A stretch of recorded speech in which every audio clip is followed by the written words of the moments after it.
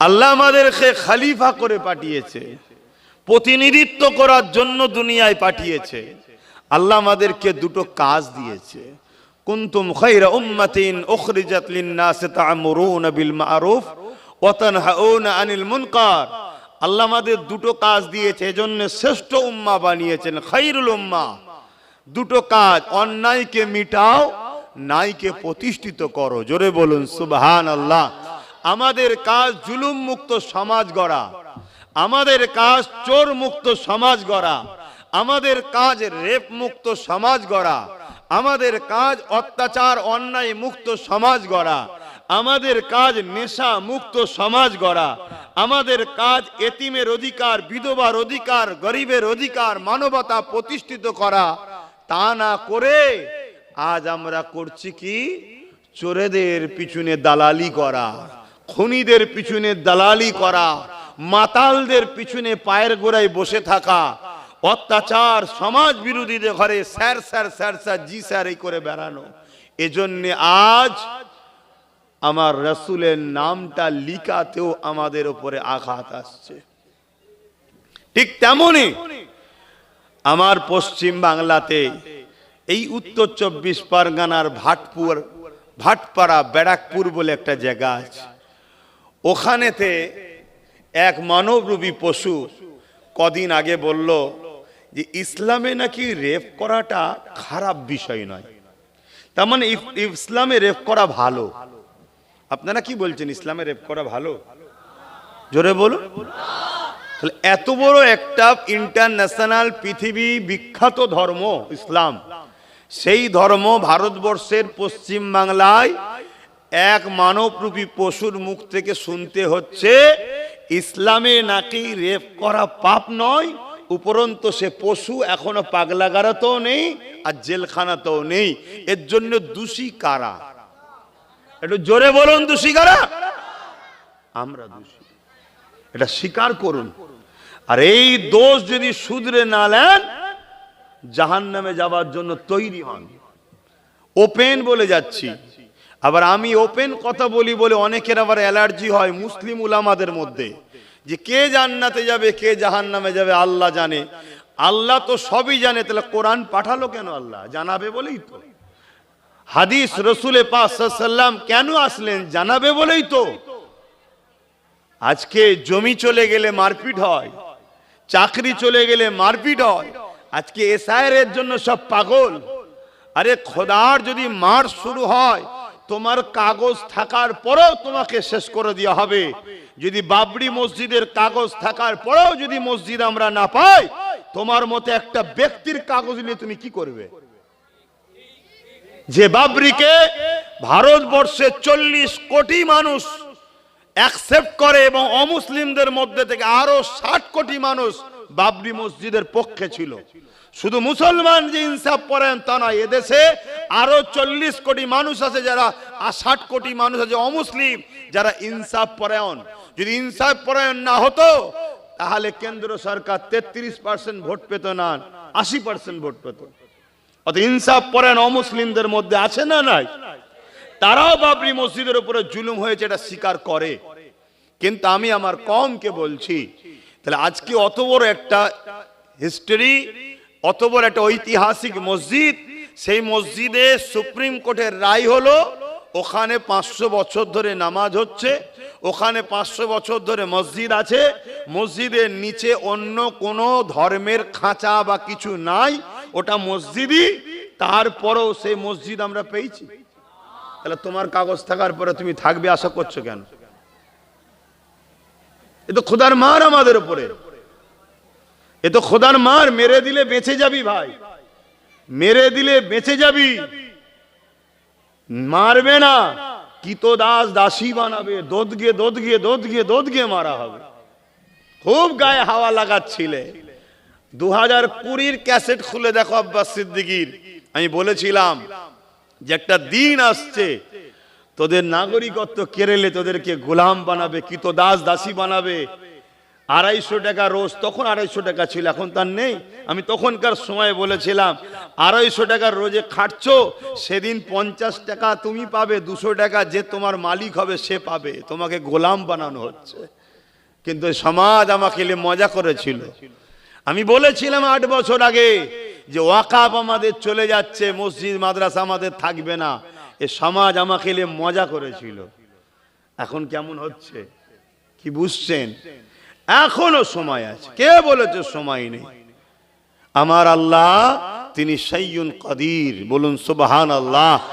যিনি ফেরাউনকে তার বাহিনীকে নীল নদে চুবিয়ে চুবিয়ে ডুবিয়ে ডুবিয়ে মেরেছে, আমার আল্লাহ তিনি যিনি নমরুদকে খোঁড়া মশা দিয়ে এবং তার পুরো বাহিনীকে মশা দ্বারা শেষ করে দিয়েছে, আমার আল্লাহ তো তিনি এই পৃথিবীতে সাদ্দাতকে মিটিয়েছে, এই পৃথিবীতে এজিদকে মিটিয়েছে, এই পৃথিবীতে হিটলারকে মিটিয়েছে, এই পৃথিবীতে চিঙ্গিস খানের মতো সুপার পাওয়ারকে আমার আল্লাহ ঘোড়ার দৌড় কাটিয়ে কাটিয়ে তাকে দোদগে দোদগে ছিন্ন বিচ্ছিন্ন করে মেরেছে। সেই আল্লাহর উপরে ভরসা রাখো। তোমার হুঁশ নাই, তুমি পেটের জন্য পেরেশান। আরে পেটের জিম্মা আল্লাহর কুদরতি হাতে ছেড়ে দাও। আল্লাহ বলেছেন এই আমি রেজেকের মালিক, জোরে বলুন সুবহানাল্লাহ। যখন মায়ের পেটে ছিলে কে খাইয়েছিল? যখন দুনিয়ায় আসলে খাটতে পারোনি, শরীরে তাকত নেই, পায়ে তাকত নেই, কে তোমাকে খাইয়েছিল? তুমি আসার আগে তোমার মায়ের স্তনে দুধ কে দিয়েছিল? তাহলে সেই আল্লাহর কথা তুমি এখন ভুলে গেলে কেন? রেজেকের পিছনে অত ছুটছো কেন? তোমার তো উচিত আমার আল্লাহর দ্বীনের উপরে কি হচ্ছে দেখো, আমার রাসূলের কষ্টের মেহনতের ইসলামের উপরে কি হচ্ছে দেখো। এটা তো তোমার আমার উচিত ছিল। যদি কারো হাওয়া খাওয়ার প্রয়োজন হয়, পাখার ডান্ডা ঘোরাতে হয় না, প্লাগে তার কানেকশন থাকলে সুইচটা টিপলি হাওয়া লাগে। তা তোমার যখন শান্তি পাওয়া দরকার, তোমার উচিত দুনিয়ায় ছুটো ছুটি না আল্লাহ ও রসুলের সঙ্গে কানেকশন রাখো, অটোমেটিক তুমি দুনিয়া আখিরাতের কামিয়াবি পাবে। জোরে বলুন সুবহানাল্লাহ। কিন্তু আজকে আমরা সেই জায়গা ছেড়ে দিয়ে নিজের পেরেশান হয়ে যাচ্ছি। কিন্তু আমরা কি হতে পেরেছি? কিছু পেয়েছি? বলুন, কিচ্ছু পাইনি। আর আজকে এমন কিছু শুনতে হচ্ছে আমার ইসলামে নাকি রেপ করাটা পাপ কাজ নয়। এই খবরটা যখন অমুসলিম মা বোন বাপ ভাইয়ের কাছে, গ্রাম্য এলাকার কাছে খবরটা যাবে, তারা কি বলবে? বলো বলো। এই নিয়ে কোনো আন্দোলন হয়েছে? এই নিয়ে কোনো হুড়োহুড়ি হয়েছে? কিন্তু উত্তরপ্রদেশে কিছু হলে আমার বাংলার মোল্লাগুলো সব বেরিয়ে পড়ে, প্যালেস্টাইনে কিছু হলে আমার বাংলার মোল্লারা বেরোয়, আর আমার বাংলায় ভাটপাড়াতে কানমুতর গোড়ায় এত বড় কথা বলেছে, হুড়োহুড়ি হচ্ছে কেন? তাহলে ঘর মে আগ লাগি হ্যায় ঘর কি চারক সে। উলামার মধ্যেই যদি গাদ্দার ঢুকে যায়, উলামার মধ্যে যদি মুনাফেক ঢুকে যায়, তো এই জাতি বাঁচবে কি করে? আর এই কথা কোনো আমি আলোচনা করি বলে অনেকের ব্যথা হয়। ব্যথা তো তার হবে যে এই কোয়ালিটির উলামা। আমি কারো নাম ধরে বলেছি? আল্লাহ নবী বলেছেন আসমানের নিচে জমিনের ওপরে আখরি জামানায় সব থেকে নিকৃষ্ট হবে একদল উলামা। সব থেকে নিকৃষ্ট কারা? একদল উলামা। আর সবার থেকে শ্রেষ্ঠ কারা? আল উলামা ওয়ারাসাতুল আম্বিয়া, নবীর ওয়ারিস উলামারাই। জোরে বলুন সুবহানাল্লাহ। সর্বপ্রথম জান্নাতে যাবে কারা? উলামারা। জোরে বলুন সুবহানাল্লাহ। আর সর্বপ্রথম জাহান্নামে যাবে কারা? উলামারা। তাহলে উলামার মধ্যে দুটো কোয়ালিটি আছে না নাই? তাহলে আপনাকে তো বুঝতে হবে, আপনাকে তো দেখতে হবে। তো ভাইয়ের আমার, আমার রসুলের ইসলাম নারীদের ঘরে কি সম্মান দিয়েছে। আসো আমরা একটু ইসলাম খুঁজে দেখি। আল্লাহ নবী আসার আগে পৃথিবীর জমিনে 360টা নকল খোদার উপাসনা যারা করত, যারা নিজেদের রাজাদিগকে সিজদা করত, নিজেদের রাজাদের উপাসনা করত, তারা নিজেদের কন্যা সন্তান হলে ওই কন্যাগুলোকে জ্যান্ত জ্যান্ত পুঁতে দিত। এ যুবকেরা, পৃথিবীর জমিনে নারীদের কোনো সম্মান ছিল না, পৃথিবীর জমিনে নারীদের কোনো মর্যাদা ছিল না, পৃথিবীর জমিনে নারী ছিল একটা ভোগের জিনিস, পৃথিবীর জমিনে নারী ছিল একটা অশুভ জিনিস। এই জন্যে তারা নারীদেরকে হত্যা করত, নারীদেরকে জ্যান্ত পুঁতে দিত, নারীদেরকে বাজারে নিলামে তুলত, কেনা বেচা হতো। ধনীরা খরিদ করে নিয়ে গিয়ে ওই নারীদের ইজ্জত লুটত, ওই নারী দেহকে শোষণ করত। যদি কন্যা সন্তান হতো, ওই নারীকে এবং তার কন্যাকে উভয়কে হত্যা করে দিত। পুত্র সন্তান হলে সন্তানকে নিয়ে ওই নারীকে হত্যা করে দিত। এই ছিল পৃথিবীর চরিত্র। আল্লাহ নবী দুনিয়া জমিনে এসে তিনি এমন করে বলতে লাগলে, এ দুনিয়ার মানুষেরা, নারীদেরকে তোমরা হত্যা করো না, নারীদেরকে তোমরা মেরে দিও না, নারীদেরকে জ্যান্ত পুঁতে দিও না। তারা বলতে লাগলো, এ আব্দুল্লাহর বেটা মুহাম্মদ, নারী হলো অশুভ। আল্লাহ নবী বললেন, না, এটা তোমাদের কুসংস্কার, এটা তোমাদের ভুল ধারণা।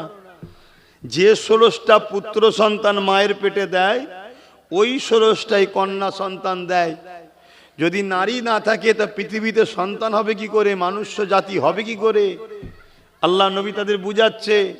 বুঝাতে বুঝাতে রাসূল বললেন, কোন ঘরে যদি প্রথম সন্তানটা নারী হয়, কোন ঘরে যদি দাম্পত্য জীবনে প্রথম সন্তান কন্যা সন্তান হয়, এর মানে ওই নারীর আব্বা বাবাকে মহান স্রষ্টা কন্যা সন্তান পাঠিয়ে জান্নাতে সুসংবাদ দিল। জোরে বলুন সুবহানাল্লাহ, আরো জোরে বলুন সুবহানাল্লাহ।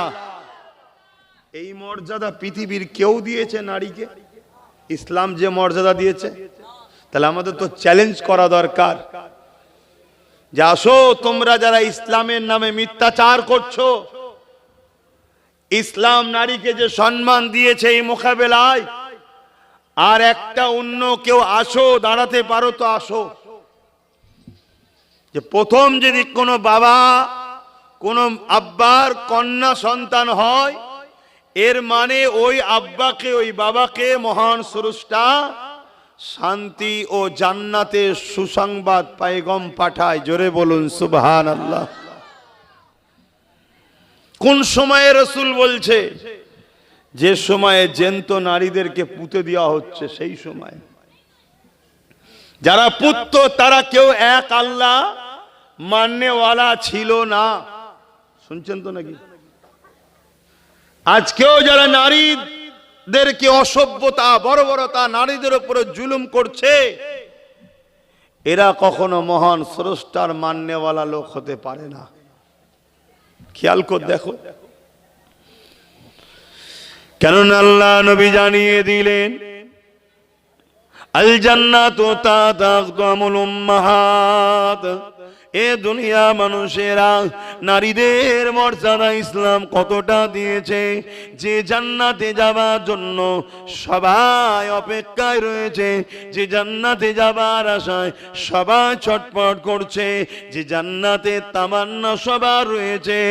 এ নওজওয়ানেরা, আল্লাহ শ্রেষ্ঠ শান্তির জায়গা, নিরাপদের জায়গা, আল্লাহ শ্রেষ্ঠ পিয়ারা জায়গা, ওই জান্নাতকে ইসলাম নারীদের মায়ের জাতের পায়ের তলায় করে দিয়েছে। আল জান্নাতু তাহতা আকদামুল উম্মাহাত। প্রতিটা ছেলেদের জান্নাত হলো তার মায়ের পায়ের তলায়। এ নওজওয়ানেরা, আল্লাহ নবী আরো জানিয়ে দিলেন, কারো ঘরে যদি একটা, দুটো, তিনটে পর পর কোনো বাবাকে কোনো আব্বাকে মহান স্রষ্টা তিনটে কন্যা সন্তান দেয়। এখনো আমাদের সমাজে কিছু লোক আছে, কন্যা সন্তান হলে স্বামী স্ত্রীকে বকাবকি করে। এ নালায়েক মূর্খ, এতে স্ত্রীর কি করার আছে? এখানে স্ত্রীর তো কোনো ব্যাপার নয়, এটা তো তোমাকে যে বানিয়েছে সেই স্রষ্টা তো দিয়েছে, এখানে স্ত্রীর কি করা রয়েছে? মনে রেখে দিও, আল্লাহ রসুল জানিয়ে দিলে 1 2 3 পর পর যদি কারো কন্যারই কোনো বাবা যদি 3টে কন্যা সন্তান হয়, ওই বাপ যদি 3 কন্যাকে লালন পালন করে বড় করে বিবাহটা দিয়ে দিতে পারে, আল্লাহ নবী জানিয়ে দিলেন ওই 3 কন্যার আব্বা আর আমি রাসূলুল্লাহ আল্লাহর জান্নাতে 2টো আঙুল তুলে দেখাচ্ছে পাশাপাশি থাকিব। আরো জোরে বলুন সুবহান। তাহলে নারীদেরকে ইসলাম যে সম্মান দিয়েছে এর মোকাবেলায় কেউ আসুক না, শুনছেন তো নাকি? আসো, কিন্তু না, আসবে না। শুধু ক্ষমতার জোরে, পাওয়ারের জোরে ইসলামকে কালিমা লিপ্ত করো। কেন? ইসলাম আজকের তারিখও পৃথিবীতে ফেমাস ধর্ম। জোরে বলুন সুবহানাল্লাহ। দলে দলে দলে দলে দলে দলে যুবক যুবতী, শিক্ষিত সমাজ, শিক্ষিত সমাজ, পৃথিবী বিখ্যাত খেলোয়াড়, পৃথিবী বিখ্যাত গায়ক, পৃথিবী বিখ্যাত স্কলার, পৃথিবী বিখ্যাত বিজ্ঞানী, পৃথিবী বিখ্যাত ডক্টর, পৃথিবী বিখ্যাত বড় বড় ধর্মগুরুরা, তারা সব দলে দলে দলে দলে ইসলাম অ্যাকসেপ্ট করছে। জোরে বলুন সুবহানাল্লাহ। কেন? ইসলাম মানবতার নাম, ইসলাম ইনসাফের নাম, ইসলাম ইনসানিয়াতের নাম। কোন মুসলমানের ঘরের ছেলে যদি জুলুম করে সে জালিম ইসলাম থেকে বেরিয়ে যায়। এ তো জানেন না তো আপনারা। মিশকাত শরীফের হাদিস, কেউ জালিম জানার পরে, মন দিয়ে শুনবেন, শুনছেন? মুখে বড় দাঁড়িয়ে রেখে আর মসজিদে গিয়ে তসবিহ টেনে এই মনে করবেন না যে জান্নাত পেয়ে যাব। কেউ জালিম জানার পরেও ওই জালিমকে কেউ যদি সাহায্য সহযোগিতা করে ক্ষমতায় আনে, মিশকাত শরীফের হাদিস, রাসূল বলছে সে ইসলাম থেকে বেরিয়ে যাবে। শুনছেন তো নাকি? জুলুম করেন, জালিমকে সাহায্য করেছে, আর তোমার সহযোগিতা সাহায্যে সে জালিম আরো ক্ষমতায় এসে সমাজে আরো জুলুম করছে, তুমি ইসলাম থেকে বেরিয়ে যাবে। তাহলে জালিমের অবস্থা কি হবে? কথা শুনছেন? জুলুম আর ইসলাম কখনো এক প্ল্যাটফর্মে থাকতে পারে না। পানি আর তেল কখনো এক জায়গায় হতে পারে কি? বলুন। এর থেকেও অসম্ভব। সত্য আর মিথ্যা এক জায়গায় থাকতে পারে না। রেপ আর ইসলাম এক জায়গায় থাকতে পারে না। জুলুম আর ইসলাম এক জায়গায় থাকতে পারে না। অত্যাচার আর ইসলাম এক জায়গায় থাকতে পারে না। খুন আর ইসলাম এক জায়গায় থাকতে পারে না। যদি বলেন অনেক মুসলমান করছে, তো আপনি তো মুসলমান দেখছেন, আর আমার ইতিহাস বলছে রোমের মতো ঘটনা ঘটছে। রোমে কি হয়েছে? স্পেনের মতো ঘটনা। স্পেনে কি হয়েছিল? স্পেনে অর্থের লোভে, পদের লোভে অনেক মুসলমান ইসলাম থেকে বেরিয়ে গেছিল। শুনছেন তো আমার কথা? বেরিয়ে গেছে। 9টা পর্যন্ত থাকবো আমি, এই করি। তাহলে সরে আসেন। শীতের সময় তোমার খোলা আকাশের নিচে চেপে চেপে যান না, ভাল লাগবে তো। এখন যত চেপে চেপে বসবেন তত জানটা আলা হবে, তবে কোলে যেন উঠে পড়বেন না। সরে আসে। দরুদ শরীফ আল্লাহুম্মা সাইয়্যিদিনা মাওলানা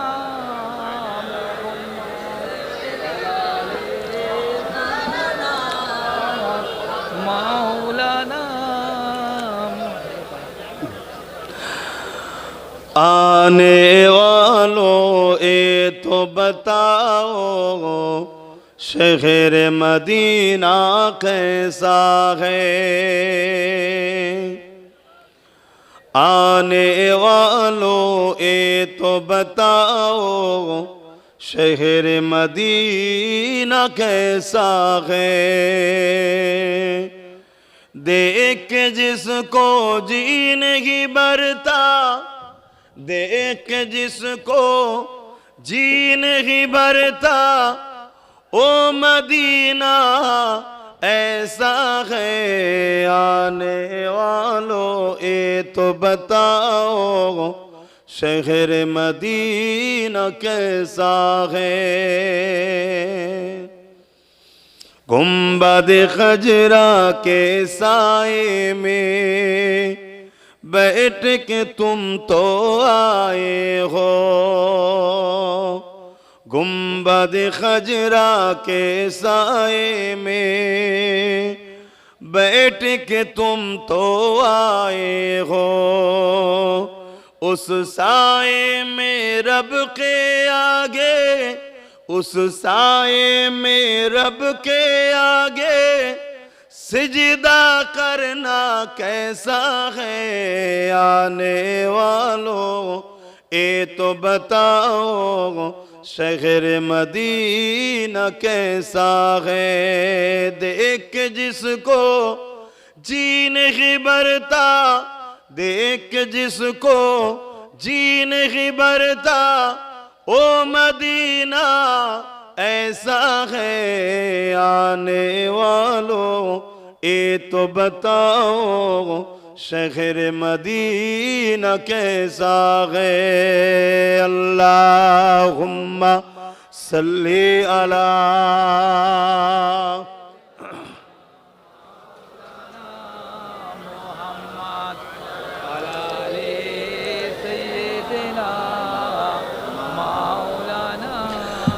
আমার আব্বা জানেরা ভাইরা মন দিয়ে শোনেন, আমি কি বলছিলাম? কেউ জুলুম করে জালিম জানার পরও আপনি যদি তাকে সাপোর্ট করেন, সাথ দেন, আপনি ইসলাম থেকে বেরিয়ে যাবেন। আমার আব্বার কথা নয়, আমার রাসূলুল্লাহর কথা। কথা মাথায় ঢুকছে?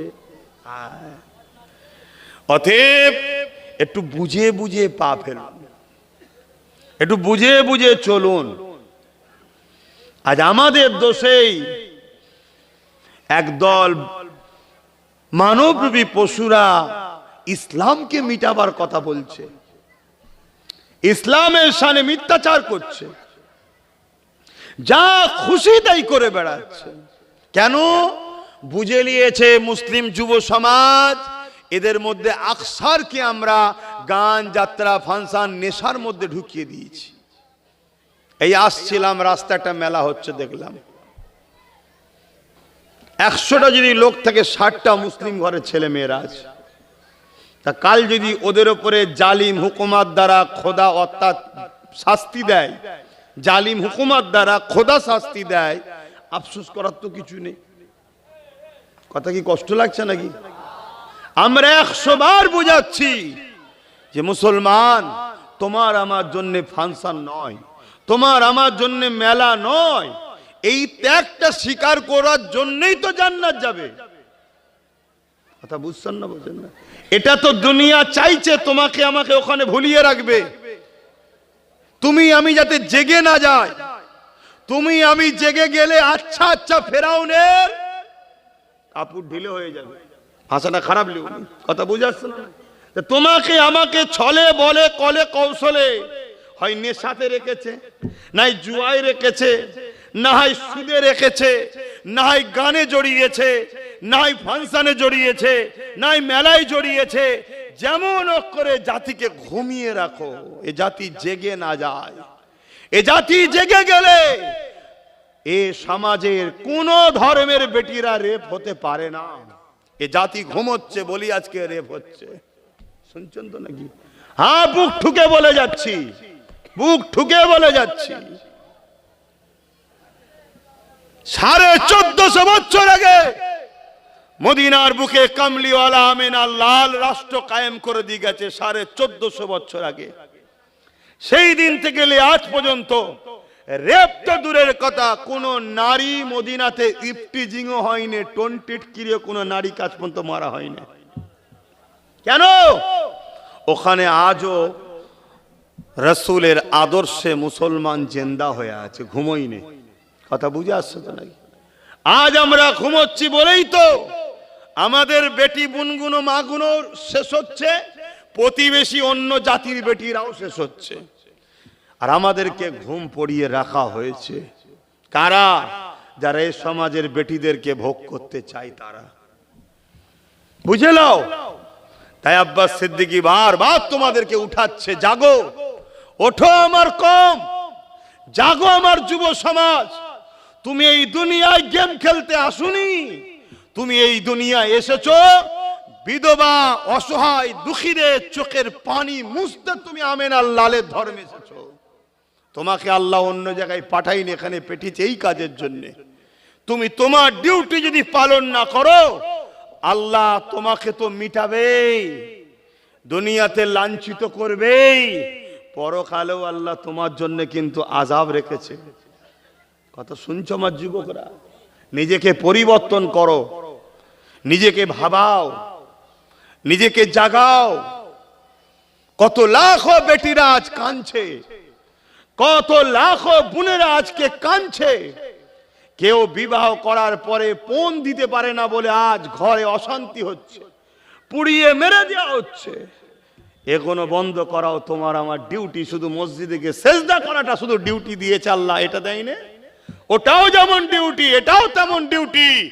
কিন্তু হাতটাকে আমাকে মাফ করো, আমাকে বলতে দাও, ওই ডিউটিতে যদি গাফলতি হয়ে যায়, খুঁত হয়ে যায়, সেজদা যদি ঠিক মতো নাও হয়, কিন্তু ইরাদা আল্লাহকে সেজদা দিয়েছো, আল্লাহ পাক তবুও বলেছে যা আমি কবুল করে নেব। জোরে বলুন সুবহানাল্লাহ। কিন্তু এই ডিউটিতে যদি গাফলতি হয়, আল্লাহ বলেছে আমি ছাড়বো না তোদেরকে। তোরা আমার সৃষ্টিকে বাঁচালিনি। শুনছো? আজকে জাহেল মূর্খ মানবরূপী পশু বলছে ইসলামে নাকি নারীদের প্রেম করা খারাপ কাজ নয়। ইসলাম জানিস কোথা? ইসলাম যদি থাকতো তোদের মতো জাহেলদের কবে সব ঝুলিয়ে দেওয়া হতো, একটা কোনো চরিত্র সমাজে থাকতো না। কথা বুঝছেন না, বোঝেন না? এ সমাজের নারীদের দিকে কেউ বড়াই নজরে তাকাবার ক্ষমতা পেত না। আজ যারা বলছে তাদেরই সমাজে বা তাদেরই দলে অনেক নেতা মন্ত্রী আছে যাদের সব রেপ কেসের মামলাও আছে, তারা আবার ইসলামের উপরে কলম চালাচ্ছে। আর এই সুযোগটা পাচ্ছে কাদের জন্য ভাই? একটু বলেন না গো, কাদের জন্য? আমরা ভুল করেছি স্বীকার করছেন তো নাকি? তাহলে শুধরে যান। যে পাওয়ার নিয়ে ও আমাদের উপর আঘাত দিচ্ছে, ওই পাওয়ার আমাদেরকে দখল করতে হবে, ওই পাওয়ারে ওদেরকে সাইজ করতে হবে, নাই হবে না। আসেন আমার নবী পাকের আখলাক, আমার নবী পাকের দিন, আমার নবী পাকের আদর্শ, আমার নবী পাকের জীবন চরিত্র আজও পৃথিবীর মানুষ যারাই পড়তে লেগেছে, তারাই আমার নবী পাকের দিবানা হয়ে গিয়ে ইমানে নূরের কালেমা পড়ে মুসলমান হয়ে যাচ্ছে। এ যুবকেরা, তরুণেরা, আমার নবী পাকের প্রেমিকেরা, ইসলাম বিধান করে দিল। আল্লাহ নবীর কাছে একটা ব্যক্তি এসে জিজ্ঞাসা করলে, ইয়া রাসূলুল্লাহ, হাবিবাল্লাহ, আমার উপরে সব থেকে বেশি কার হক? আল্লাহ নবী বললেন তোমার মায়ের, তারপরে কাঁদ তোমার মায়ের, তারপরে কাঁদ তোমার মায়ের, তারপরে কাঁদ তোমার বাপের। অর্থাৎ ইসলাম নারীদের অধিকার কত দিয়েছেন দেখেন। মা তো নারী জাত, প্রত্যেকটা পুরুষ আপনার তো মা আছে। আল্লাহ নবী বললেন প্রথম সব থেকে বেশি হক আপনার উপরে আপনার মায়ের যে কিনা নারী, দ্বিতীয় হক আপনার উপরে আপনার মায়ের যে কিনা নারী, 3 নম্বর হক আপনার মায়ের যে কিনা নারী, তারপরে হলো আপনার আব্বা যে কিনা পুরুষ। ইসলাম নারীকে এত মর্যাদা দিয়েছে, এই ইসলামের ওপরে কেউ মিথ্যাচার করবে এটা চুপ করে থাকা, এর থেকে বড় জুলুম আর কি হতে পারে? কিয়ামতের দিন এই অন্যায়ের বিরুদ্ধে যদি না মুখ খোলো, এই অন্যায়ের বিরুদ্ধে যদি না করো, এই অন্যায়ের বিরুদ্ধে কথা যদি না বলো, কিয়ামতের দিনে আল্লাহ পাক বুবা শয়তান করে উঠাবে।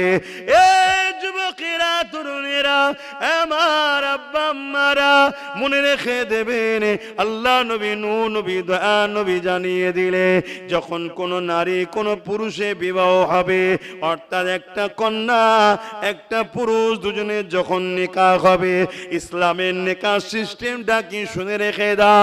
পুরুষকে আগে থেকে স্ত্রীকে আনার আগে নিজের ঘরকে সুন্দর করে সাজাবে।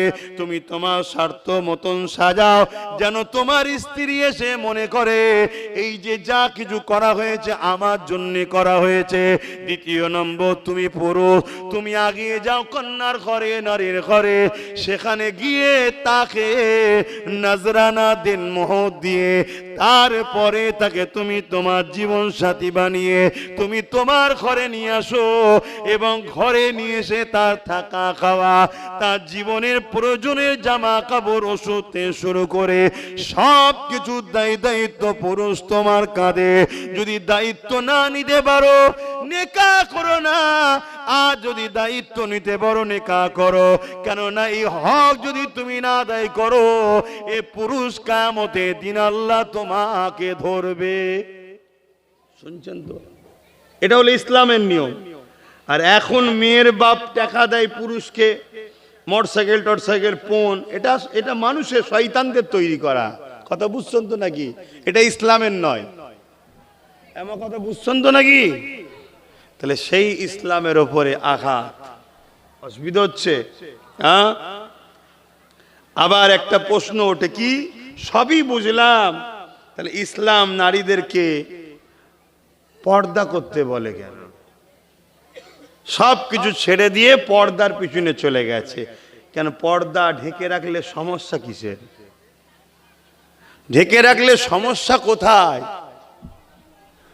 না, ঢেকে রাখলে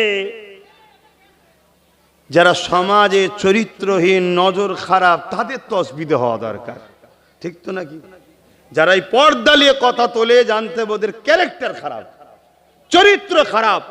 ওরা হলো ওই শিয়াল মার্কা মানুষ, যে শিয়ালগুলো আন্দোলন করে সবই ঠিক আছে, মুরগিকে কেন খাঁচার মধ্যে রাখা হয়?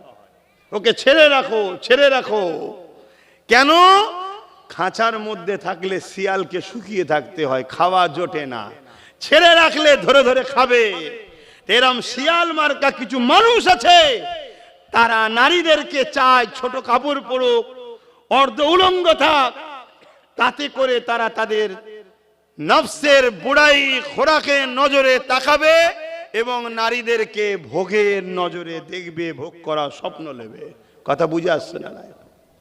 কিন্তু ইসলাম নারীদেরকে তো বোরখা দিয়ে, পর্দা দিয়ে, হিজাব দিয়ে নারীর মূল্য বুঝিয়েছে। জোরে বলুন সুবহানাল্লাহ।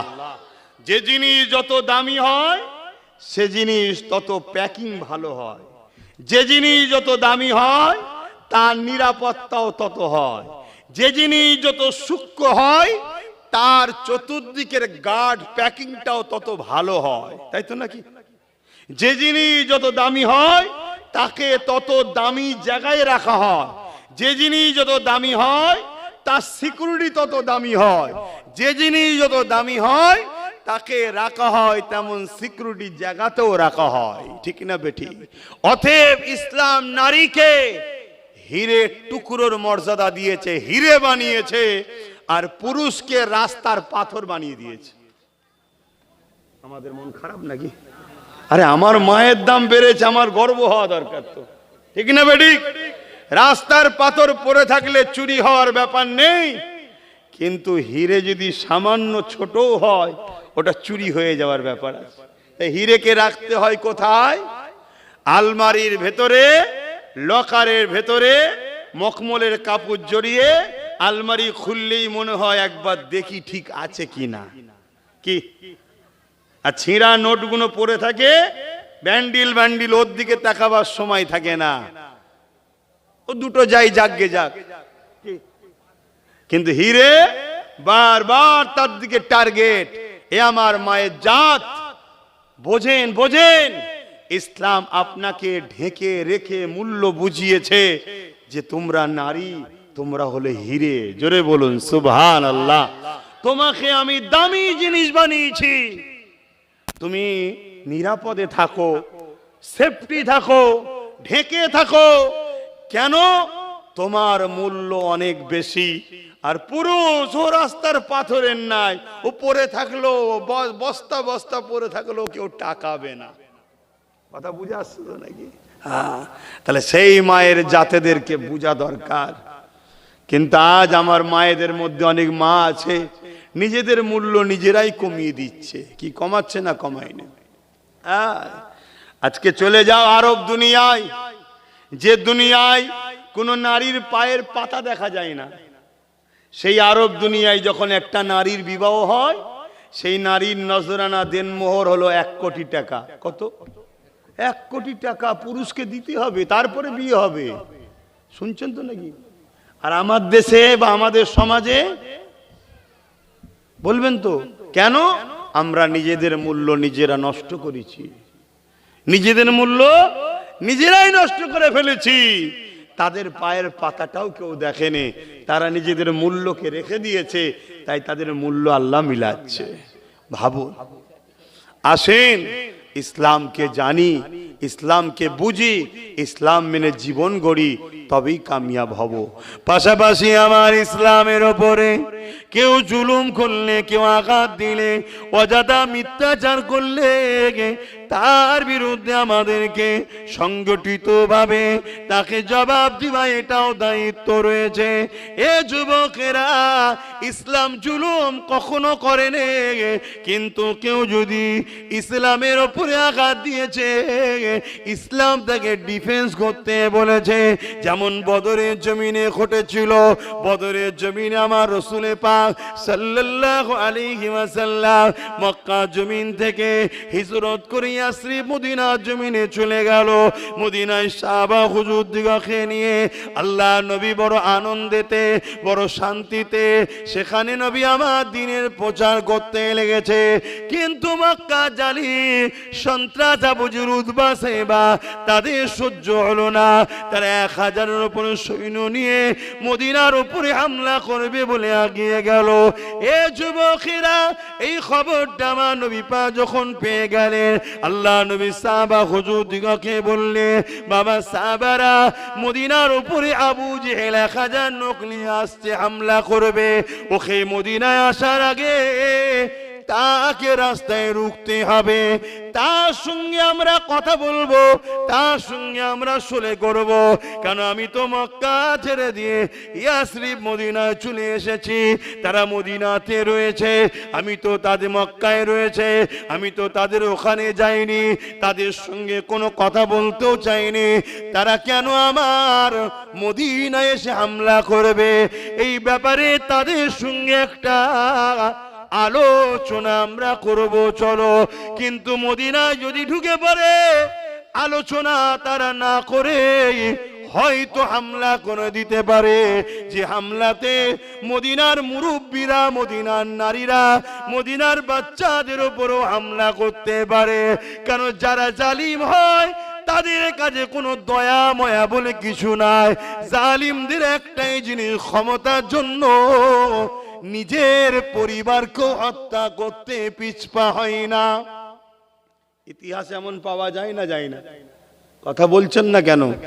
ঠান্ডায় পুরো জড়ো হয়ে গেল নাকি? না নতুন ঠান্ডা পড়ছে বলে? জালিম যারা হয় তাদের কাছে শিশু বাচ্চা বলে কিছু নেই। যেমন এই পশ্চিম বাংলায় 2021-এ ভোটের গণনার পর জালিমরা, এই রাজ্য সরকারের লোকেরা অনেকের ঘর বাড়ি ভাঙচুর করেছে না করেন? এটা আওয়াজ দিয়ে বলুন, করেছে না করেন? এরা জালিম, এদেরকে সাপোর্ট করা চলবে না, হারাম। কথা বুঝে আসছে? এরা জালিমেরা।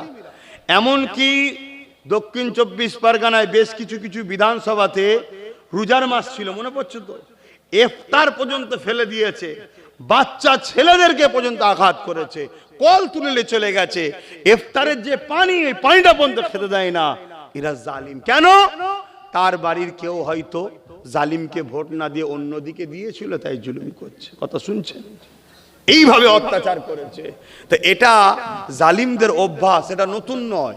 এরা আগামী দিন আরো করবে, এরা আগামী দিন আরো করবে। কখন করবে? যখন এদেরকে আমরা ছেড়ে দেব। প্রথম ছোট কুড়ি বেরোয়, এই গাছটা আস্তে আস্তে বড় হয় না, হয় না? কথা বলুন, বড় হয়। যখন আপনি ছেড়ে দেবেন এর পাপাচার বাড়বে। আর একে যদি এক্ষুনি নির্মূল করে দেওয়া হয় তাহলে জালিমের জুলুম খতম হয়ে গেল। আর আল্লাহর সৃষ্টিকে যে জালিমদের হাত থেকে বাঁচায়, এর থেকে বড় জিহাদ আর কি হতে পারে? জোরে বলুন সুবহানাল্লাহ। আমার নবীর মিশন তো এটাই ছিল। আমার নবী শুধু নয়, যত নবীরা এসছে মিশন কি ছিল? জালিমদের হাত থেকে আল্লাহর সৃষ্টিকে বাঁচানো। জোরে বলুন সুবহানাল্লাহ। বদরে তো এটাই হয়েছে, খাইবারে তো এটাই হয়েছে, হুনাইনে এটাই হয়েছে, উহুদে এটাই হয়েছে। কিন্তু আজ আমাদের যুবকরা ঘাবড়ে যাচ্ছে। আমাদের যুবকরা বলছে কি হবে ভাইজান, ওদের হাতে বোম আছে, ওদের হাতে বন্দুক আছে, ওদের হাতে মেশিন আছে, ওদের হাতে এই আছে। আরে ওটা কি হাতে দেখছি? বদরে জালিমদের হাতেই অস্ত্র ছিল। বদরে অস্ত্র কাদের হাতে ছিল? আরে কথা বলছে না তো। কিন্তু বিজয়টা কাদের হয়েছে? ঘাবড়াচ্ছ কেন? ঘাবড়াচ্ছ কেন? আর আল্লাহ যদি তোমাকে জালিমদের হাত থেকে মনুষ্য জাতিকে, ইনসাফকে, ইনসানিয়াতকে, ন্যায়কে, মানবতাকে, সত্যকে, গরিবকে উদ্ধার করার জন্য যদি আব্বাস সিদ্দিকীর এই লড়াইয়ে মরণ থাকে, এই মরণটা তো আমার জন্য নিয়ামত ওয়ালা মরণ হবে। জোরে বলুন সুবহানাল্লাহ। আমি মরবো না, মরবো না? কথা বলে বলতে লজ্জা লাগছে যে হুজুর মানুষ বলি কি করি? এটা তো চির সত্য। হুজুর তো কি হয়েছে, মরণ তো হবেই রে বাবা, ঠিক না বেটি? তাহলে এমনি ঘরে বিছানায় পড়ে মরা বা এমনি মরা, যাক সম্মরণই। আমি চাই ইমান হালে যে মরবে সেই কামিয়াবি। কিন্তু তারপরও ওই মরণটা কত সুন্দর, যে মরণের উদ্দেশ্য জুলুমের বিরুদ্ধে, অন্যায়ের বিরুদ্ধে, খুনের বিরুদ্ধে, নেশার বিরুদ্ধে, অত্যাচারের বিরুদ্ধে, মানবতার পক্ষে, ইনসাফের পক্ষে, এতিমের পক্ষে, বিধবার পক্ষে, মুসলিমের পক্ষে, ন্যায়ের পক্ষে, সত্যের পক্ষে দাঁড়ানোর জন্য যে মরণটা হবে, ওই মরণটা তো আল্লাহর পক্ষ থেকে একটা নিয়ামত। জোরে বলুন সুবহানাল্লাহ। এই মরণটা কেমন? জান বেরোবার আগে জান্নাত দেখানো হয়। জোরে বলুন সুবহানাল্লাহ। মরণ তো সেই হবে। এবার কেউ যদি মনে করে যে আমি মনে হয় জুলুমের বিরুদ্ধে লড়লে এক সপ্তাহ আগে মরণ হতে পারে, আর না লড়লে মনে এক সপ্তাহ পরে হবে, এরকম নাকি? কথা বলছে না তো। অনেকে হয়তো ভাবে যে এই ছেলেটা জন বয়সে মরে গেল, কি দরকার ছিল অন্যায়ের বিরুদ্ধে বলার, না হয়তো বাঁচত। এরকম কেউ মনে করেন নাকি? এটা কুফরি, এটা আল্লাহর বিধানকে অস্বীকার করা, ঈমান চলে যাবে। শুনছেন না শোনেন না? হ্যাঁ, একটা তাহলে ব্যক্তির নাম বলি, একটু শোনেন। নাম হচ্ছে হযরতে খালিদ বিন ওলীদ। নাম শুনেছেন? হ্যাঁ, মাশাআল্লাহ, আলহামদুলিল্লাহ। ইনাদের নাম শুনুন, চোরেদের নাম জেনে লাভ নেই। ইনাদের নাম জানুন, ইনাদের নামটা বললেও আল্লাহ খুশি হয়। বলুন সুবহানাল্লাহ। হযরতে খালিদ বিন ওলীদ প্রথমে কিন্তু নবীর বিরুদ্ধে ছিল, ইসলামের বিরুদ্ধে ছিল, কুফরি দিকে ছিল। উহুদের যুদ্ধের ময়দানে আমার রাসূলের একটা হিকমা দেখে, একটা প্ল্যান দেখে এই খালিদ বিন ওলীদের মধ্যে একটা হালচাল শুরু হয়। সেই দিন থেকে তিনার মধ্যে সূচনা শুরু হয়, তিনি ইসলামের দিকে এগিয়ে আসে। জোরে বলুন সুবহানাল্লাহ। একটু প্রথম থেকে বলেলি। উহুদের যুদ্ধের ময়দানে খালিদ বিন ওলীদ আর একজন জালিম সরদারের সঙ্গে বসে মিটিং করেছিল দুজনে। কি? যে মুসলমান নামাজ কখনো ছাড়ে না, মুসলমান। আর এখন মুসলমান নামাজ কখনো পড়ে না। কথা কি ভুল বলে ফেললাম? এখন মুসলমান নামাজ কখন পড়ে না? কি আমি বলে দেবো, এমন যুবক ছেলে আছে জুম্মাও পড়ে না। তাহলে বলো তুমি কি? তুমি আমার ভাই, তোমায় বুঝাচ্ছি। এমন বোন আছে, বোনেদের তো, নারীদের তো আর ঈদ বকরা ঈদ নেই, সারা বছরই নামাজ পড়ে না। তাহলে বলুন সেও তো মুসলমান?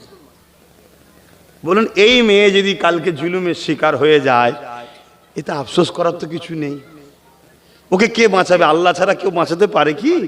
হ্যাঁ, আর অথচ আম্মাদের হাজেরা জালিম বাদশার খপ্পরে পড়ে গেছিল, জানেন তো নাকি? হ্যাঁ, যতবার আম্মার ঘরে গেছে বাদশার মেজে পাকা তৎকালীন সময় যে সঙ্গে মারমার যেসব মার্বেল ছিল ভেঙে ঢুকে যাচ্ছে বাদশা, আল্লাহ আম্মা হাজেরাকে বাঁচাচ্ছে। জোরে বলুন সুবহানাল্লাহ। আর এখন লক্ষ লক্ষ মুসলিম মেয়ে, লক্ষ লক্ষ মুসলিম মেয়ে, হাজার নয়, ডাটা বলছি, ডাটা জালিমদের চক্রান্তের শিকার অলরেডি হয়ে গেছে। মুসলিম মেয়ে যাদের সতীতা নষ্ট হয়ে গেছে, তাদেরকে অপবিত্র করা হয়েছে। কেন? কেন? কেন? জালিমরা দেখেছে মুসলিম নারীদের যদি রেহেমটা পবিত্র থাকে, আবার সালাউদ্দিন আসবে, আবার মোহাম্মদ বিন কাসেম আসবে। শুনছেন? যাদের মোকাবেলা করার মতো পৃথিবীতে কোনো মা সন্তান জন্ম দিতে পারেনি। অতএব মুসলমানের সঙ্গে লড়াই ডাইরেক্ট করে পারবো না। এদের মায়ের জাত নারীকে টার্গেট কর। কিভাবে টার্গেট করছে? স্কুলে পড়ে, কলেজে পড়ে, ভার্সিটিতে পড়ে। শুনছেন তো? এই মিডিয়া শুনছো? ভালো ধরে করো, এগুলো ছাড়বে। যদি শুনে 10টা মেয়ে বোঝে। এদের কাছে একটা প্রোপাগান্ডা চালু করা হয়েছে কি, একদল ইসলাম বিদ্বেষী ঘরের ছেলেরা একসাথে পড়ে, তারা এসে বলবে তোমাদের কোরআনের এই আয়াতটা খুব সুন্দর, তোমাদের এই হাদিসটা খুব সুন্দর, ইসলামের এই কাজটা খুব ভালো লাগে। আমার মায়ের জাত এমনি নরম দিলে সে ভাববে ইসলামের দিকে মনে হয় আগ্রহ আছে, একে একটু ইসলামের কথা শোনাই। শুনছেন না? শোনেন? কিন্তু প্ল্যান মাফিক কাজ হচ্ছে। যখন আর একটু শোনাবে, ফোনে কথা হবে, তোর ফোন নাম্বারটা দিয়ে কিছু জানার হলে জানবো, হাই হ্যালো মেসেজ, হোয়াটসঅ্যাপ, আরো কি কমনে আছে। আস্তে আস্তে সম্পর্ক বাড়ছে না কমছে? আগুন আর মোম কখনো এক জায়গায় থাকলে যে কোনো একটা তো যাবে নাকি? কথা বলে। এভাবে এক জায়গায় হতে হতে হতে হতে একটা দিন আমার বোনটার পবিত্রতাকে নষ্ট করছে। একটা দিন বলছে আমি তোদের দিকে চলে যাব, কিন্তু পরিকল্পনা শুধু নষ্ট করো। একটা দিন হয়তো সন্তানও হয়ে যাচ্ছে, সন্তান সমেত ছেড়ে দিচ্ছে। একটা দিন হয়তো সন্তান এসে যাচ্ছে, ওই অবস্থাতে ছেড়ে দিচ্ছে। বাপ আর মা কাউকে জানায়নি, তাড়াহুড়ো করে বিয়ে দিয়ে দিয়েছে। ওই সন্তান কিন্তু জমিনে আসছে। যে সন্তান মুসলিম ঘরে বড় হবে, সবাই জানবে মুসলমানের বাচ্চা, কিন্তু ওই সন্তান বড় হয়ে ইসলামের উপকারে আসবে না। আজকে যেসব মুসলিম এক একটা নেতা আছে দেখছেন না, শেষ করে ফেলছে। এই রকম প্রোটেকশন তৈরি হচ্ছে। এই কথা বুঝছেন না? বোঝেন না? কথা খারাপ লাগছে আমার? অজে অসুবিধা হচ্ছে নাকি? কি ও শুনবেন বাবারা, এই ওখান থেকে নবীর প্রেমে ঝাঁপ দিয়ে পড়ে গেছে, ওখানে চলে গেছে। হ্যাঁ, ওটাও শোনেন, মানা করছি নি, কিন্তু কি চলছে বাস্তবটা? সময়ের দাবি কি, সময় কি চাইছে, এটা একটু শোনো। এসেছি তোর আগে 3 বার, অনেক কাজ করেছি তো। তাহলে আজকে আমার প্রত্যেকটা বাপকে বলবো, আমার মা বোনের নারীর জাতেরা, আমার বোনেরা হয়তো এই কথা শুনে মনে দুঃখ পেতে পারে, কিছু করার নেই, কিছু করার নেই। তুমি একা ধ্বংস হচ্ছ তা নয়, তোমার ভুলের কারণে এই সমাজে এমন একটা বিস্ফোরা সন্তান আসছে যার দ্বারা ইসলাম সমাজটা পুরো ক্ষতি হচ্ছে। সে বড় হয়ে হয় ক্রিমিনাল হচ্ছে, আর নাই চরিত্রহীন। আমাদের নয়, সে কথা বুঝে আসছে না? নাই, আমি আর খুলে বলতে পারছি না তো। তাহলে বদলাম হেডলাইনে কি হবে? মুসলমান দেখো কি, সেই বদলাম আমাদের হচ্ছে। এইভাবে ইসলামের ঘরের বেটিগুলোকে টার্গেট করা হয়েছে। শুনছেন? তাই আমি প্রত্যেকটা বাপকে বলবো, পড়াতে হবে। পড়াতে আমি নিষেধ করছি না, সাথে করে নিয়ে যাও, সাথে করে নিয়ে আসো। ফোন দাও ছোট ডিব্বা, শুধু খোঁজ লিবার, মা কোথায়, তুই কোথায়, যাবো এক্ষুনি। এই শুনছেন না? শোনেন না? এতে আমার বোনেরা কষ্ট পেলেও পেতে পারে, কিন্তু জাহান্নামের হাত থেকে বাঁচাবার রাস্তা দেখাচ্ছি বোনগুলোকে। শুনছেন না শোনেন না? আর যখন তখন তার ফোনকে 2 দিন 3 দিনের জন্য নিয়ে নাও। কোথা থেকে ফোন আসছে, কি ব্যাপার দেখো। একটা পুরুষের গায়ে পুরো ছিঁড়া জামার মতো যদি দাগ লেগে যায় কিচ্ছু যায় আসে না, ও নিজে পাপী, সমাজের কোনো ক্ষতি হবে না। আপনার মুখে চুনকালি কিছুক্ষণ লাগলেও লোক ভুলে যাবে। কিন্তু একটা মা যদি, আমার মায়ের জাত নারী যদি রেহেম অপবিত্র হয়ে যায়, এমন বিস্ফোরা জন্মাবে, ইসলামের তো দুশ্মন হবে। হাক্কানি আলেমরা যখন ইসলামের বিরুদ্ধে বলবে, ও তখন দাঁড়িয়ে গিয়ে বলবে তোমার ওয়াজ বন্ধ করো, এখানে সব ওয়াজ চলবে না, আমার নেতা নেত্রীর কথা চলবে, অন্য কারো কথা চলবে না। এমন মুসলমান আছে না নাই? হ্যাঁ, এইসব বিস্ফোরা কথা বুঝে আসছে না নাই? এদের মুখ থেকে কখনো শুনতে পাবেন না, এদের মুখ থেকে কখনো শুনতে পাবেন না যে কোরআন শেষ হয়ে যাবে বললে এটা অন্যায় করেছে, এটা বলবে না। আর আমরা যখন বলবো যে কোরআন শেষ করবে বলেছে, সে শয়তান বদমাইশ, তার 7 দিন নেই তোর ঈমান চলে যাবে, তখন আমাদের সমালোচনা করবে। এই কথা বুঝছেন না? বোঝেন না? কিচ্ছু করার নেই বাপ, দিনটা অনেক কষ্ট করে এসেছে। এই দিনটাকে, আমার ছেলে গান শুনেছে, আমার ছেলে যাত্রায় গেছে, আমার মেয়ে টিভি দেখে ফেলেছে, আমার মেয়ে গান শুনে ফেলেছে, ওটা কিছুক্ষণের জন্য গুনাহ করেছে, তওবা করলে মাফ হয়ে যাবে। শুনছেন তো নাকি? কিন্তু গোড়া যদি গন্ডগোল হয়ে যায়, গোড়া যদি গন্ডগোল হয়ে যায় তাহলে কি হবে?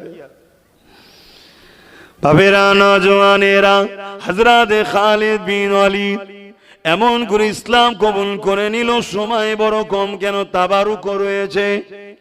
এ যুবকেরা, খালিদ বিন ওয়ালিদ ইসলাম কবুল করে নিয়ে রোমদের বিরুদ্ধে লড়াই করতে যাচ্ছে। 3000 সৈন্য রয়েছে নবী সাহাবাদের, কত? আর রোমদের রয়েছে 2 লক্ষ।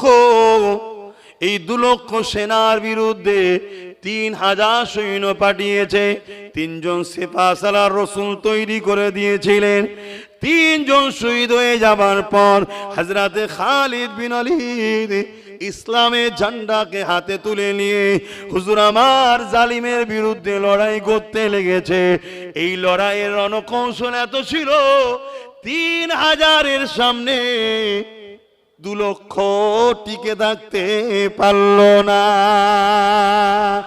এ নওজওয়ানে খালিদ বিন ওয়ালিদ জীবনে 120 থেকে 25টা লড়াই করেছিল, গরিবের পক্ষে, ইনসাফের পক্ষে, মানবতার পক্ষে, মজলুমের পক্ষে, অসহায়ের পক্ষে, সত্যের পক্ষে।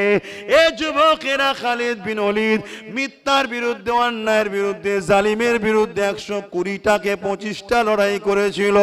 প্রতিটা লড়াইয়ে খালিদ বিন ওয়ালিদের নেতৃত্বে আল্লাহ পাক বিজয় দিয়ে দিয়েছিলেন।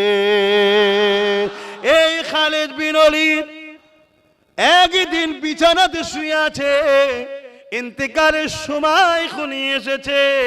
খালিদ বিন ওয়ালিদ চোখ ভরা পানি লে কাঁদে, আর স্ত্রী পাশে বসে রয়েছে। কি কষ্ট হচ্ছে আপনার, কেন কাঁদছেন? খালিদ বিন ওয়ালিদ বলছে, আমি চলে যাব, আমার যাবার সময় হয়ে এসেছে, আমি এজন্য কাঁদছি। আমি 120 থেকে 25টা লড়াই করেছি, প্রতিটা লড়াইয়ে যাবার সময়ে আল্লাহর কাছে দোয়া করতাম, আল্লাহ আমি যেন হকের জন্য লড়তে লড়তে শহীদ হয়ে যায়, আমি যেন মানবতার জন্য লড়তে লড়তে শহীদ হয়ে যায়, আমি যেন ইনসাফের জন্য লড়তে লড়তে শহীদ হয়ে যায়। আয় আল্লাহ, আপনার জন্য, আপনার হাবিবের জন্য, দ্বীনের জন্য লড়তে লড়তে জালিমদের আঘাতে আমি যেন শহীদ হয়ে যায়। আমার পিরানের স্ত্রী রে, আমার শরীরের এমন কোনো জায়গা নাই যেখানে বল্লমের দাগ নাই, তরোয়ালের দাগ নাই, তীরের দাগ নাই।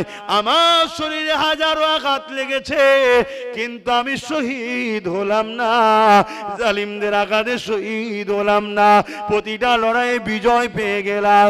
আজ আমি বিছানায় শুয়ে শুয়ে ইন্তেকাল করছি, আমি খালিদ শহীদ হতে পারলাম না, এই জন্য আমি মনে দুঃখে কাঁদছি। স্ত্রী সান্ত্বনা দিয়ে বলছে, কে আছে দুনিয়া জমিনে আপনাকে শহীদ করতে পারবে? কেন আপনার নাম হলো সাইফুল্লাহ, আল্লাহ তরোয়াল।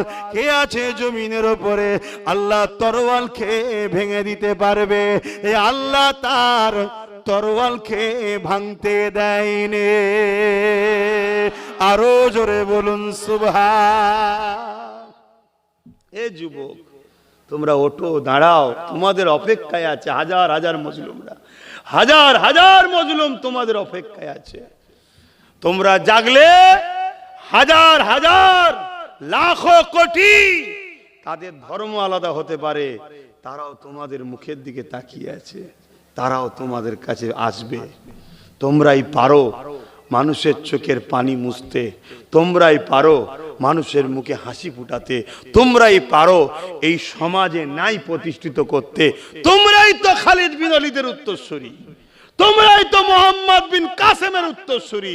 একটা 17 বছর 18 বছরের ছেলে, তার মোকাবেলায় জালিমরা থরথর করে কেঁপেছিল। তাহলে বলো, তোমরাই তো সালাউদ্দিন আইবির উত্তরসূরি। তোমরা জাগো আমার ভাই, তোমাদেরকে ইচ্ছা করে গান ধরিয়ে দেওয়া হয়েছে, যাত্রা ধরিয়ে দেওয়া হয়েছে, মেলা ধরিয়ে দেওয়া হয়েছে, ফাংশন ধরিয়ে দেওয়া হয়েছে, বাড়ি বাড়ি টিভি ঢুকিয়ে দেওয়া হয়েছে, মোবাইল ধরিয়ে দেওয়া হয়েছে, মদ ঢুকিয়ে দেওয়া হয়েছে। খেয়াল করে দেখো, মুসলিম মেজরিটি এলাকাতেই মদের আড্ডা, মেলা, লড়ারি এখনো মুসলিম মেজরিটি এলাকাতেই দোকান দেওয়া হয়। তোমাকে জড়াবে বলে কেন? তুমি যদি সুস্থ মাথায় জেগে থাকো, এই সমাজে তিলোত্তমা তাহলে রেপ হতো না। তুমি যদি সুস্থ মাথায় জেগে থাকতে, এই সমাজে তামান্না বোমে মরতো না। তুমি আজকে ঘুমিয়ে ঘুমিয়ে তাদের হাতের পুতুল হয়ে আছো বলেই তো তামান্না ছোট্ট বাচ্চা বোমের আঘাতে গেল, তিলোত্তমা মানুষের সেবা করছে, রাত জেগে অপারেশন করছে, তাকে রেপ হয়ে চোখ দিয়ে খুন বেরিয়ে মারা গেল। আজ ইনসাফ হলো না কেন? মাথায় যে বসে আছে সেও বদমাইশ, এখানে বসে আছে সেও চিটিংবাজ, সব মিলে মিশে আছে। কথা কি কষ্ট লাগছে নাকি? একদম সাচ কথা বলে যাচ্ছি। যদি নিতে না পারো তাহলে বাপ আমার কিছু করার নেই, সমস্যা অন্য জায়গায়। তাবারও কাছে আমি কথা বাড়াচ্ছি না। সালাম দান ইয়া নবী।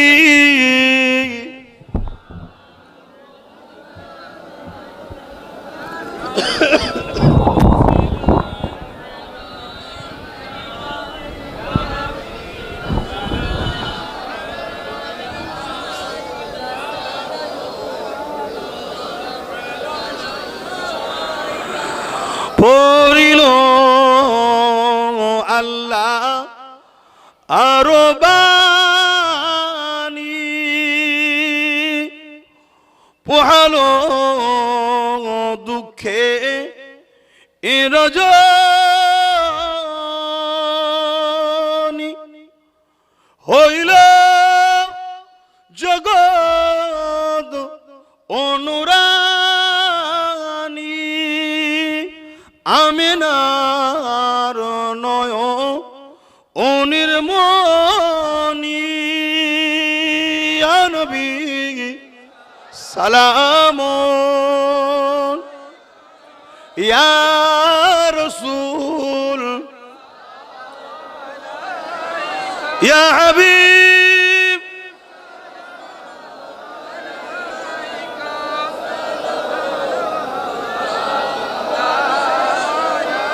ইয়া নবী নাম ও পিয়ারা, ইয়া রাসূল নাম ও পিয়ারা, अर्श पर हक ने पुकारा, सच पैगंबर हक हमारा या नबी सलाम या रसूल या हबीब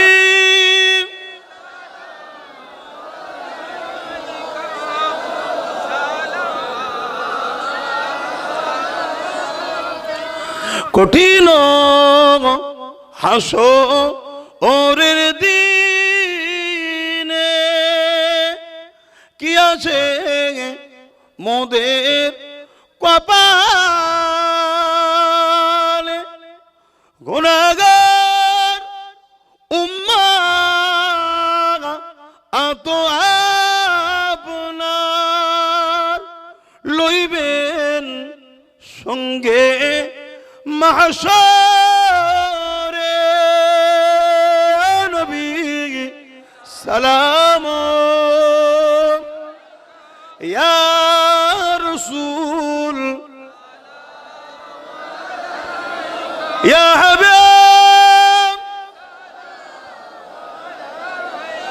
সালাওয়াতুল্লাহ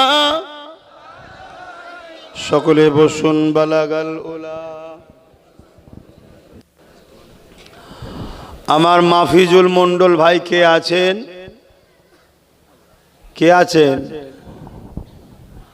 মাফিজুল মন্ডল ভাই এই গ্রামে বাড়ি মসজিদের পিছনে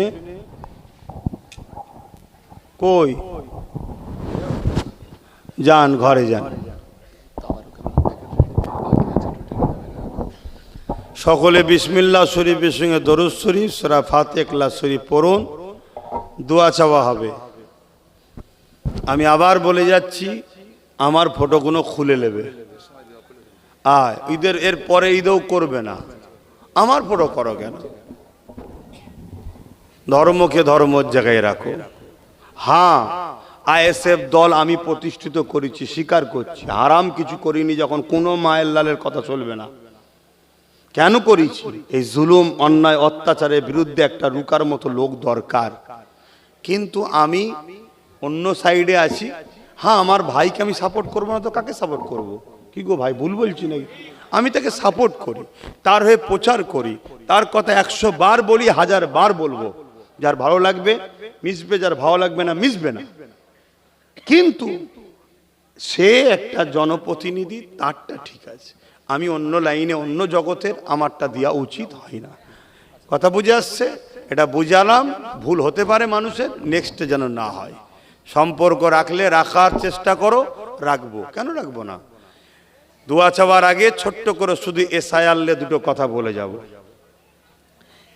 এসআইআর অ্যাকচুয়ালি হলো সংযোজন সংশোধন যেসব ভোটার মারা গেছে তাদের নাম বাদ যাবে যাদের 4-5 জায়গায় ভোট আছে বিয়ে হয়ে গেছে চলে গেছে কন্যা মেয়েরা অন্য জায়গায় এখানেও নাম সেখানেও নাম বাদ যাবে বা অনেকে 4-5টা জায়গায় নাম করে ফেলেছে বিভিন্ন ছলে কলে সেগুলো বাদ যাবে কথা বুঝে আসছে এবং নতুন কেউ ভোটার তার নাম উঠবে এটা হলো অরিজিনাল এসআইআর এর আগে 8 বার হয়েছে যদি এটা হয় ভয় খাবার কিছু নেই টেনশনের কিছু নেই কিন্তু এসআইআর এর নামে রাজনীতির পাওয়ারকে যদি অপব্যয় করা হয় অপপ্রচার করা হয় অপপ্রচার করা হয় রাজনীতির পাওয়ারকে কাজে লাগিয়ে গরিব দুঃখী অসহায় মানুষদেরকে যদি বঞ্চিত করা হয় তাহলে এটা জুলুম এটা সংবিধান বিরোধী তাকে ঘৃণা করতে হবে ধিক্কার জানাতে হবে সেই এসআইআর কে ব্যান করার জন্য লড়তে হবে কথা বুঝে আসছে কিন্তু মনে রাখবেন কেউ বলছে মুসলমানের নাম বাদ যাবে কেউ বলছে অমুসলিমের নাম বাদ যাবে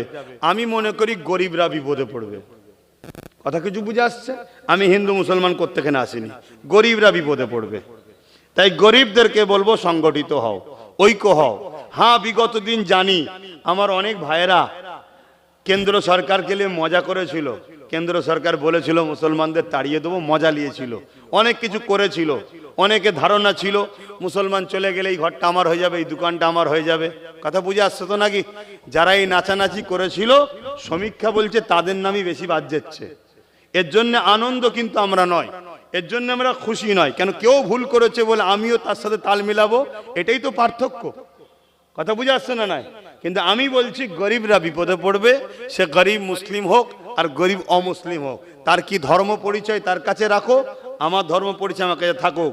দিনের শেষে আমরা ভারতীয় মানুষ, বিপদে পড়ছি, এক হোক।